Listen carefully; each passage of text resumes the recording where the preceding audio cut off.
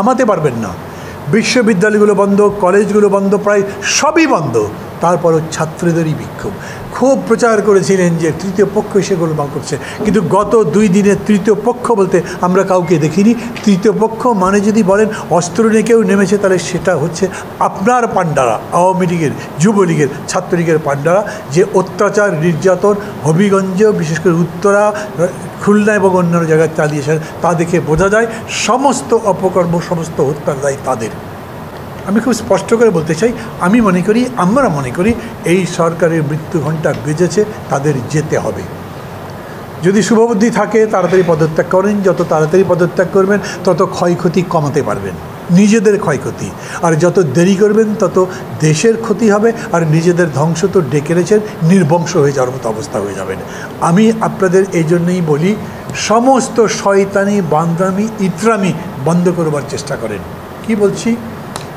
এই যে বলেছে কতগুলো হত্যা হয়েছে, আমরাই বলেছি তোমার কাছে এই বিল্ডিংগুলোর দাম বেশি, মানুষের জীবনের দাম নেই। পরে উনি আবার বলতে শুরু করেছেন আমি মানুষের জীবনের কথা ভাবছি, এবং কান্না জড়িত কণ্ঠে বলেছেন প্রত্যেক হত্যাকাণ্ডের আমি তদন্ত করব। একটা তদন্ত কমিশন করেছেন, সেই তদন্ত কমিশন করেও কাজ করছে না। পদত্যাগ করবেন তত ক্ষয়ক্ষতি কমাতে পারবেন, নিজেদের ক্ষয়ক্ষতি। আর যত দেরি করবেন তত দেশের ক্ষতি হবে, আর নিজেদের ধ্বংস তো ডেকে রেখেছেন, নির্বংশ হয়ে যাওয়ার মতো অবস্থা হয়ে যাবে। যারা মারা গেছেন তাদের শ্রদ্ধার সাথে স্মরণ করছি, গতকাল যারা অকাতরে জীবন দিয়েছেন তাদের শ্রদ্ধার সাথে স্মরণ করছি।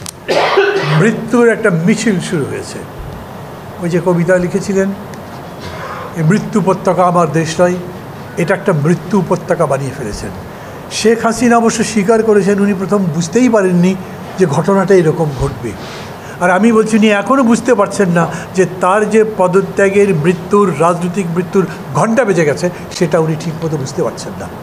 এই সরকার কি করেছে, যারা যারা আছে প্রত্যেকের পলক যদি পদত্যাগ করে, তাহলে তার মাথার উপরে বসে যিনি আশীর্বাদ দিয়েছেন তাকেও পদত্যাগ করতে হবে।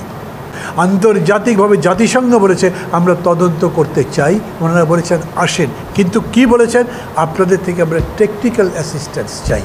এখানে টেকনিক্যাল অ্যাসিস্ট্যান্সের কী আছে? এটা এক ধরনের সঠতা, মানুষকে বিভ্রান্ত করা, বিদেশি শক্তিগুলোকে বিভ্রান্ত করা। অতএব আমাদের কথা খুব স্পষ্ট, আমরা বলেছি জাতিসংঘের অধীনে নিরপেক্ষভাবে তদন্ত হবে, এতে সরকারি দল, সরকারের কোনো কিছু থাকতে পারবে না। কারণ যে খুনি, তাকে দিয়ে খুনের তদন্ত হতে পারে না। আর একটা নাটক শুরু হয়েছে, এই যে ইন্টারনেট বন্ধ করেছিল, সমস্ত রকম সার্ভিসেস বন্ধ ছিল। গতকালকে দেখলাম আইসিটি প্রতিমন্ত্রী এই রকম করে মাইকটা ধরে, বোমটা ধরে হাত জোড় করে ক্ষমা চাইছেন, আমি যা করেছি ভুল করেছি, আমাকে মাফ করে দেন, এবং বলছেন যদি আমার কোনো দোষ হয়ে থাকে তার বিচারের ভাগ আমি আমার নেত্রী শেখ হাসিনার উপরে দিলাম। কেবলমাত্র পলক সিদ্ধান্ত নিয়ে ইন্টারনেট বন্ধ করেছিলেন, কেবলমাত্র পলক সিদ্ধান্ত নিয়ে সমস্ত সামাজিক মাধ্যম, যোগাযোগ মাধ্যম বন্ধ করেছিলেন। এর সাথে আচ্ছা উনি তো প্রতিমন্ত্রী, মূলমন্ত্রীকে